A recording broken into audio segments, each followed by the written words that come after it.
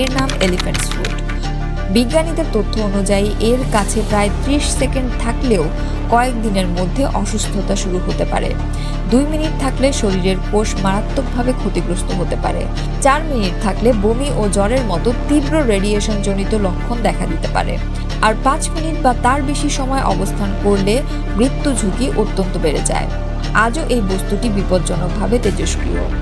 যদিও সময়ের সঙ্গে বিকিরণের মাত্রা কমেছে, তবুও বিজ্ঞানীদের ধারণা এটি হাজার হাজার বছর পর্যন্ত ঝুঁকিপূর্ণ অবস্থায় থাকবে।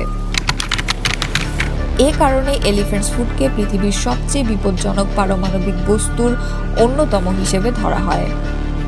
আপনি কি আগে এলিফ্যান্টস ফুডের নাম শুনেছিলেন? কমেন্টে জানাতে ভুলবেন না। ভিডিও ভালো লাগলে লাইক, কমেন্ট এবং শেয়ার করুন। আর সায়েন্স ও টেকনোলজি নিয়ে এমন আরও ইন্টারেস্টিং কন্টেন্ট পেতে চ্যানেল ওয়াশিংটন বাংলা টিভিতে এক্ষুনি সাবস্ক্রাইব করুন।